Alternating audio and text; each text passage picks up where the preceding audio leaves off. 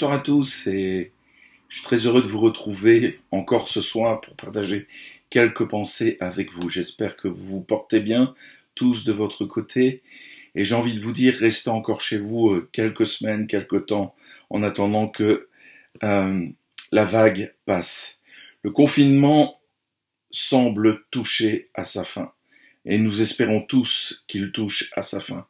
Beaucoup aspirent à sortir, principalement les jeunes, beaucoup de jeunes n'en peuvent plus, à sortir, se retrouver, se divertir et s'amuser. Et certains d'entre nous aussi, dans le cadre de nos cheminements personnels, on n'en peut plus, surtout pour ceux qui vivent dans des petites surfaces où les habitations sont petites, où il n'y a pas de jardin, où il n'y a pas d'extérieur.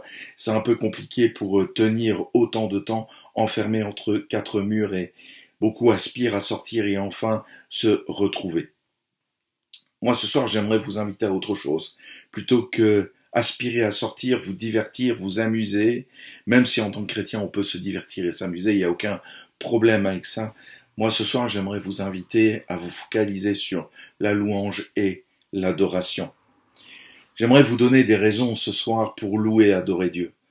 Au travers d'un de mes psaumes préférés, certains diront c'est le psaume 23, moi j'ai un faible particulier, j'ai un amour particulier pour le psaume 103 et j'aimerais le lire avec vous. Psaume 103 de David. Mon âme bénit l'Éternel, que tout ce qui est en moi bénisse son saint nom. Mon âme bénit l'Éternel et n'oublie aucun de ses bienfaits. C'est lui qui pardonne toutes tes iniquités, qui guérit toutes tes maladies. C'est lui qui délivre ta vie de la fosse, qui te couronne de bonté et de miséricorde. C'est lui qui rassasie de bienveillance ta vieillesse, qui te fait rajeunir comme l'aigle. L'Éternel fait justice, il fait droit à tous les opprimés. Il a manifesté ses voies à Moïse, ses œuvres aux enfants d'Israël. L'Éternel est miséricordieux et compatissant, lent à la colère et riche en bonté. Il ne conteste pas sans cesse, il ne garde pas sa colère à toujours. Il ne traite pas selon nos péchés. Il ne nous punit pas selon nos iniquités. Mais autant les cieux sont élevés au-dessus de la terre, autant sa bonté est grande pour ceux qui le craignent. Autant l'Orient est éloigné de l'Occident, autant il éloigne de nous nos transgressions. Comme un père a compassion de ses enfants, l'Éternel a compassion de ceux qui le craignent, car il sait de quoi nous sommes formés. Il se souvient que nous sommes poussière. L'homme, ses jours sont comme l'herbe. Il fleurit comme la fleur des champs. Lorsqu'un vent passe sur elle, elle n'est plus, et le lieu qu'elle occupait ne la reconnaît plus. Mais la bonté de l'Éternel dure à jamais pour ceux qui le craignent, et sa miséricorde pour les enfants de leurs enfants, pour ceux qui gardent son alliance et se souviennent de ses commandements afin de les accomplir. L'Éternel a établi son trône dans les cieux, et son règne domine sur toutes choses. Bénissez l'Éternel, vous ses anges, qui êtes puissants en force, et qui exécutez ses ordres en obéissant à la voix de sa parole. Bénissez l'Éternel, vous toutes ses armées, qui êtes ses serviteurs et qui faites sa volonté. Bénissez l'Éternel, vous toutes ses œuvres, dans tous les lieux de sa domination. Mon âme bénit l'Éternel. David semble commencer ce psaume avec une certaine lassitude. Je dis bien semble commencer ce psaume avec une certaine lassitude. Il semblerait désabusé, sans motivation pour louer Dieu, pour l'adorer sans élan de cœur. Je dis bien, il semblerait. Mais il va imposer à son âme de louer Dieu. Il se fait violence pour louer Dieu. En d'autres termes, il ne s'écoute pas. Il ne se laisse pas aller à la désinvolture. Il s'impose une discipline de louange et d'adoration. Mon âme bénit l'Éternel et n'oublie aucun de ses bienfaits. Pas de laisser aller. Il aurait pu se laisser aller, peut-être fatigué ou une mauvaise passe, mais non, il impose à son âme la louange et l'adoration, une focalisation sur Dieu. Mon âme bénit l'Éternel et n'oublie aucun de ses bienfaits. Mon âme, qu'est-ce que l'âme ? Alors il y a plein de définitions sur l'âme, je ne vais pas trop rentrer dans les détails. Nous sommes corps, âme et esprit, indissociables. Il n'y a que Dieu qui peut dissocier les choses, mais nous sommes corps, âme et esprit indissociables. Dans l'Ancien Testament, l'homme est vu comme une âme vivante, une nefesh vivante. Nefesh en hébreu, c'est l'âme et c'est cela. L'homme devient vivant parce que l'âme est en lui. Sans l'âme, le corps est une enveloppe vide. Si vous êtes comme moi, lorsque l'on va aux funérailles pour honorer un défunt et puis pour présenter nos condoléances à la famille et qu'on voit le corps du défunt, c'est une enveloppe vide. On voit qu'il n'y a plus la vie, c'est presque comme un objet, mais inanimé, sans âme, sans âme. Il n'y a plus la vie. L'âme, c'est le principe vital, c'est l'élan de vie. Sans âme, il n'y a pas de vie possible. C'est mes émotions, ma personnalité, mon identité, ma spiritualité, ma connexion avec Dieu et avec les autres. Il impose à son âme de bénir l'Éternel. En tout temps, mon âme bénit l'Éternel. Il y a une salutation souvent que l'on peut voir parfois dans les films qui parlent de gospel, où on voit les chrétiens se dire Dieu est bon, et puis ils répètent en tout temps. Oui, en tout temps, Dieu est bon. Mais en tout temps, est-ce que nous louons Dieu? En tout temps, pas simplement quand tout va bien, mais aussi quand c'est la tourmente, les problèmes, les difficultés, le confinement, comme maintenant. Pourquoi David impose-t-il à son âme de louer l'Éternel comme ça? Pourquoi il a une discipline de louange et d'adoration? Parce que David a compris une chose, c'est que la louange ne dépend pas de ce qu'il vit, elle ne dépend pas des circonstances, mais elles sont liées à la personne de Dieu. La louange et l'adoration sont liées à la personne même de Dieu. La louange et l'adoration ne sont pas liées à notre définition du bonheur et du bien-être, mais à la personne même de Dieu, à ce qu'il est et ce qu'il fait, un point, c'est tout. Je trouve que maintenant l'évangile, c'est un évangile du bonheur et du bien-être, mais plus l'évangile de la parole de Dieu. Il est temps de revenir aux bases de la parole de Dieu. Nous aurons une drôle de surprise lorsque nous verrons les temps difficiles arriver sur l'Église et sur chacun de nous. Alors qu'il semblerait que c'est compliqué à ces instants pour David de louer Dieu, il va se donner des clés. David se donne des clés pour s'épanouir dans la louange et dans l'adoration. Quelles sont ces clés? Pour cela, il fait appel à ses souvenirs. Il fait appel à sa connaissance de Dieu. Il va se donner donc toutes ces clés.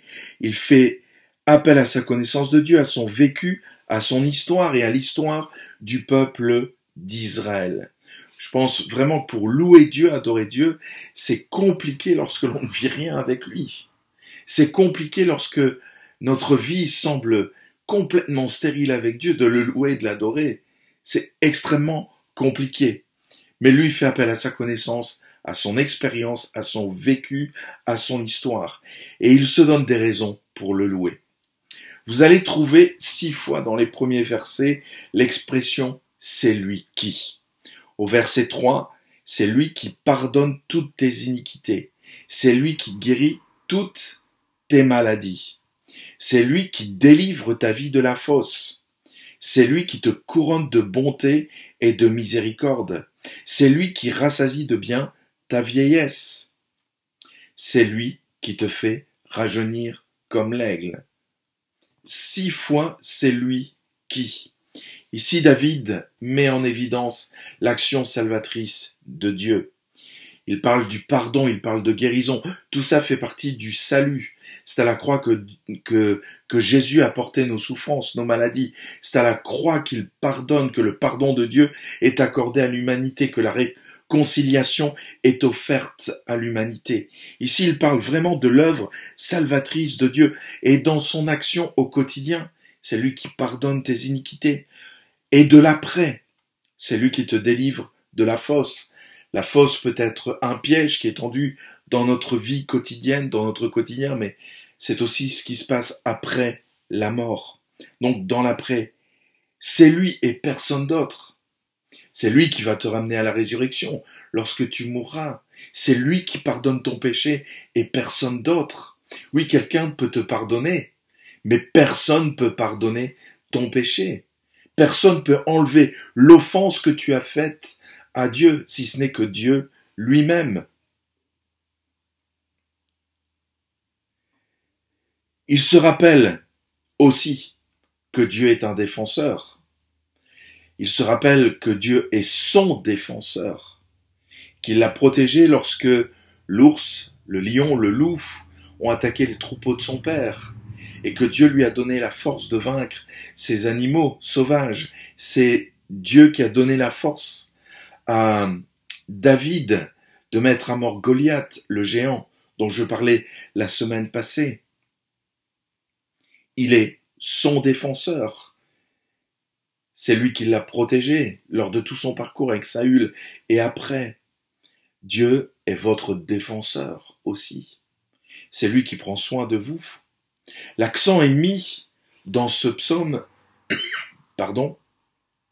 sur la bienveillance de Dieu, sur la compassion de Dieu, sur la grâce de Dieu. Et oui, déjà, on voit dans l'Ancien Testament se profiler la grâce de Dieu. Nous sommes pour l'instant sous la grâce de Dieu. Le salut est offert à l'humanité. Le salut est offert à l'homme. Le salut est offert à chacun de vous. C'est le temps de la grâce. David fait un parallèle aussi, toute proportion gardée entre Dieu et un père. Pourquoi David a développé une telle relation entre Dieu et lui et lui-même, où il va comparer Dieu à un père? David avait trouvé en Dieu un père présent, mais qu'il n'avait peut-être pas eu lorsque l'on voit l'attitude de celui-ci. David a grandi dans une fratrie où il y avait 7 frères. Et lorsque Samuel va venir, guidé par Dieu dans la famille d'Isaïe, pour oindre le futur roi d'Israël, Isaïe va faire passer ses 7 fils. Et Samuel va lui dire, mais est-ce que tu n'as pas encore un fils? Et Isaïe va dire, ah oui, il me semble que j'en ai encore un qui garde les troupeaux. Il semblerait, en tout cas, au travers de certaines paroles de David, qui sont dites dans les psaumes, et puis dans cette histoire, dans le premier livre de Samuel, que le père de David n'avait pas beaucoup d'estime pour son fils David. Donc quel était le rapport entre son père et David? Nous n'en savons rien, mais certainement et sûrement que David a trouvé en Dieu une paternité, une image du père qu'il n'avait pas eue sur la terre. David nous présente Dieu comme un père, pas un père absent, un père présent. David révèle la bénédiction de Dieu, sa miséricorde, sa bonté, son pardon, au-delà de tout, pour ceux qui le craignent. Et cette expression va revenir 3 fois dans ce psaume, pour ceux qui le craignent. Dans ce texte ici, il y a un appel à la crainte de Dieu. Un théologien a écrit « L'Évangile nous apprend au contraire que l'amour parfait de Dieu élimine toute trace de crainte de lui. En effet, Paul écrira « L'amour parfait bannit la crainte ». Mais ce verbe « craindre » évoque alors plus la juste perception de ce qu'est Dieu. Il nous aime et nous pouvons l'aimer, mais il n'est pas du même ordre que nous. Il est infiniment au-dessus, dans une autre dimension que nous, puisqu'il est source de tout ce qui existe de bon. Il est la source ultime et transcendante de la vie, du mouvement et de l'être. Il est bon de ne pas croire posséder Dieu dans nos rites, nos formules théologiques, ni même dans notre expérience de sa force en nous. Le craindre, c'est toujours le chercher et l'espérer, sans jamais croire le posséder. Ce psaume nous invite à la crainte de l'Éternel, et toutes ces bénédictions sont offertes pour ceux qui le craignent. David rappelle la position royale de Dieu. Il est assis sur le trône dans les cieux, et il est au-dessus de tous. Les rois se sont battus entre eux pour se détrôner mutuellement. Dieu n'est pas détrônable, il est Dieu, il est roi des rois et seigneur des seigneurs. Les créatures célestes proclament sa grandeur. Et David va terminer ce psaume avec cette injonction, bénissez, où il demande à ses créatures célestes de bénir Dieu. Il va terminer ce psaume, mon âme bénit l'Éternel. Mes amis, Dieu mérite notre louange et adoration pour ce qu'il est, et non pas parce que tout va bien. J'ai vu combien de chrétiens s'effondrer parce qu'un problème surgissait et tout s'écroulait autour d'eux, parce que un problème jaillissait. Pourquoi Dieu permet ça? Pourquoi Dieu permet cela dans ma vie? Et tout s'écroulait. Combien de victoires, mes amis, ont été acquises dans l'adoration? On arrête de se focaliser sur les problèmes, sur nos problèmes, et on se focalise sur Dieu. Combien de victoires ont été acquises dans l'adoration? Vous avez des textes dans le 2e livre des Chroniques qui parlent de cela. Et même, combien de chrétiens ont expérimenté ce que Paul a vécu dans la prison alors qu'ils avaient été battus et qu'ils sont enfermés, enchaînés et qu'ils louent Dieu et Dieu va les délivrer. Combien de chrétiens ont vécu cette expérience que Paul et Silas ont vécue dans la prison? Dieu libère lorsque nous l'adorons. Dieu libère lorsque nous arrêtons de nous focaliser sur les problèmes. Ce soir, j'aimerais vous inviter, comme Paul va le dire, à amener toute pensée captive à l'obéissance de Jésus-Christ. Voyez combien l'Éternel est bon, même dans ces moments de confinement.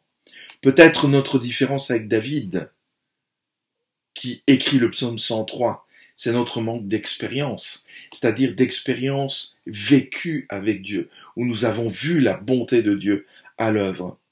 Peut-être c'est notre manque de compréhension et d'intégration de qui est Dieu dans nos vies. David avait l'expérience. J'aimerais rappeler qu'ils n'ont pas les textes écrits comme nous les avons. Nous avons la parole de Dieu qui nous inspire, qui travaille nos cœurs. Je rappelle que les fondements du protestantisme, c'est sola scriptura, seule l'écriture. Et bien sûr, il y a les autres solas, mais tout commence avec seule l'écriture. David n'avait pas l'écriture. Il va nous laisser les psaumes, mais il n'avait pas toute l'écriture. David avait l'expérience. L'expérience est venue avec son amour et sa relation avec Dieu. Si David n'avait pas de connexion avec Dieu, si David n'avait pas de relation avec Dieu, si tout cela n'était pas motivé par l'amour, il n'y aurait pas eu d'expérience. De là découle aussi l'intégration de qui est Dieu, de sa compréhension et de la crainte de Dieu. Alors mon âme, bénis l'Éternel et n'oublie aucun de ses bienfaits. Arrête-toi ce soir. Souviens-toi d'où tu viens. Qu'est-ce que tu as vécu avec Dieu? Qu'est-ce que tu vis avec Dieu qui t'amène à l'adoration? Crains-tu Dieu? Est-ce que tu as conscience de qui est Dieu? As-tu conscience de sa grandeur? Qu'il est le tout autre, qu'il est au-dessus de tout? C'est sûr que si tu ne vis rien, mais que ta louange est liée à la conception humaine du bonheur, faible sera ta louange. Si adorer dépend de ton bien-être, je pense que Dieu va attendre longtemps que tu l'adores. Ce soir, je t'invite vraiment à te focaliser sur Jésus, d'amener toutes tes pensées captives à l'obéissance de Jésus-Christ. J'aimerais t'inviter à prier, à prendre un temps d'adoration et de louange après. Je laisserai la place après à Daniel pour qu'il puisse nous conduire dans un temps de louange et d'adoration. Et derrière dans votre écran, je sais que vous êtes installé confortablement dans votre canapé, j'ai rien contre cela, mais même si c'est dans votre canapé, ayez une attitude de louange, d'adoration, de reconnaissance, de respect. Et j'aimerais qu'ensemble après, avec Daniel, nous puissions prendre un temps pour louer Dieu ensemble, car il en est digne, même dans ce temps de confinement. Il en est vraiment digne. Alors j'aimerais que l'on puisse prier ensemble et que le psaume 103 puisse devenir un canevas pour vous prier. Il est celui qui pardonne toutes tes iniquités. Il est celui qui te guérit de toutes tes maladies. Il est celui qui manifeste sa miséricorde pour toi. Il est celui qui renouvelle tes forces dans ta vieillesse et qui te fait rajeunir comme l'aigle. Il est le tout autre. Alors ce soir, adore ton Dieu. Aime-le. Ne compte pas sur ton bonheur et sur ton bien-être pour le louer, mais sur qui il est. Je t'invite à prier. Seigneur, merci parce que tu es le tout autre. Tu es le fidèle, tu es le juste. Tu es lent à la colère et riche en bonté. Tu renouvelles ta bonté chaque matin. Tu renouvelles ta bienveillance envers tes enfants. Tu nous pardonnes au-delà de tout. Ton pardon n'est pas limité. Tu nous pardonnes au-delà de tout. Et Seigneur, nous voulons te mettre à la première place, réapprendre à te louer, à t'adorer, à proclamer qui tu es. Tu es le tout autre. Et nous voulons t'adorer, nous voulons te mettre à la première place. Oui, tu es digne de louange et d'adoration. Il n'y en a point d'autre. Et nous t'adorons, je veux t'adorer, Seigneur. Parce que qu'est-ce que tu as fait dans ma vie? Tu as fait de moi un de tes enfants. Tu m'as racheté. Tu m'as pardonné. Tu as changé ma vie. Tu as donné un sens à ma vie. Et je te suis reconnaissant pour tout. Seigneur, je te prie de nous aider à pallier l'adoration et la louange au bien-être et au bonheur, mais la rattacher à qui tu es. Alors, révèle-toi, au travers de ta parole, par ton esprit, au travers de l'expérience, en nous rappelant ce que tu as fait pour nous. Combien grandes sont tes œuvres, grandes et merveilleuses sont toutes tes œuvres, et tu es le Tout-Puissant. Béni sois-tu, Jésus. Amen. Alors je laisse la place à Daniel. Soyez bénis et adorons le Seigneur ensemble.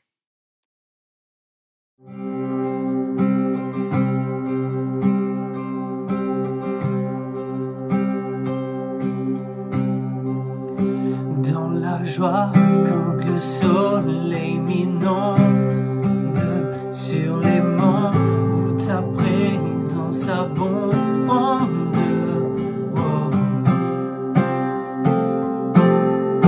Jésus, je te suivrai. Dans la peine, quand mon âme sombre, dans la vallée du deuil et de l'ombre.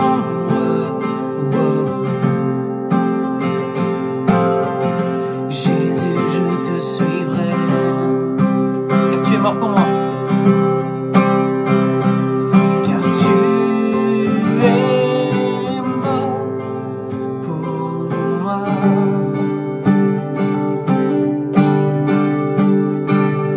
Je vivrai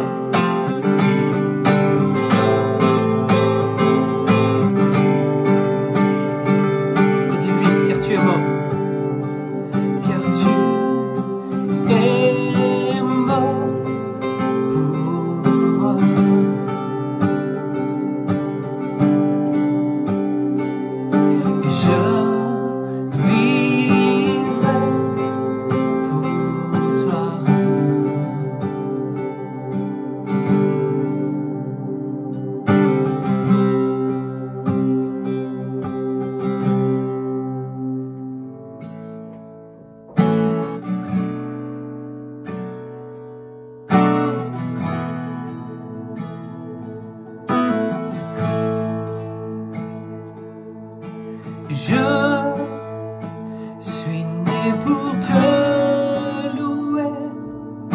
Je suis né pour glorifier ton nom. En toutes circonstances, apprendra de dire merci. Je suis né pour t'aimer. Je suis né pour t'adorer, mon Dieu. Obéir à ta voix. Je suis fait pour toi. Dis-lui, je suis né. Je suis né pour te louer. Je suis né pour glorifier ton nom. En toutes circonstances, apprendra de dire merci. Je suis né pour t'aimer. Je suis né pour t'adorer, mon Dieu. Obéir à ta voix. Je suis fait pour toi.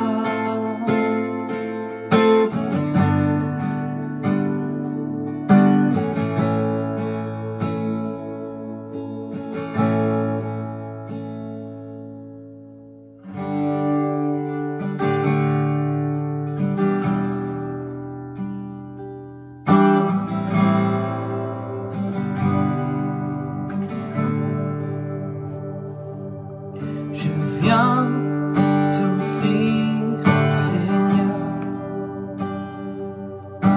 ce que j'ai de meilleur. Je viens t'offrir ma vie. Oui, à toi, Jésus-Christ. Et même si je suis fragile, et même si c'est difficile, je chanterai gloire à l'Éternel. Je chanterai louange à son nom. Je chanterai Dieu, mon essentiel. Je chanterai en l'honneur de son nom. Je viens te dire, Seigneur, et que tu es mon bonheur. Non, rien ne peut détruire. Non, rien ne peut détruire notre bel avenir. Même si, et même si je suis fragile, et même si c'est difficile, je chanterai gloire à l'Éternel.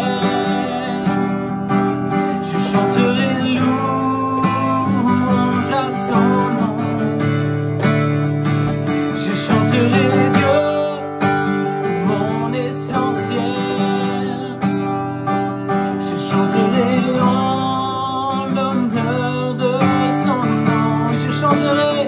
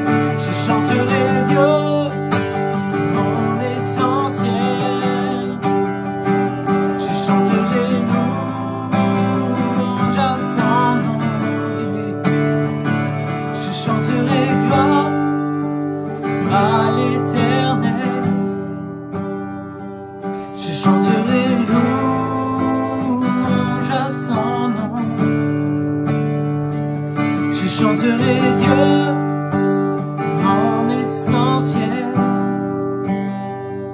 Je chanterai en l'honneur de son nom.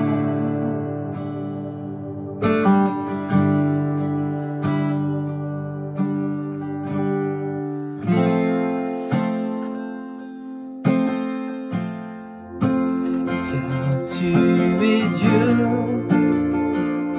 au-dessus de la terre. Tu établis ton trône dans les cieux. Car tu es Dieu au-dessus de la terre. Tu es le roi, tu es le seul Dieu. Dis-lui Dieu de gloire,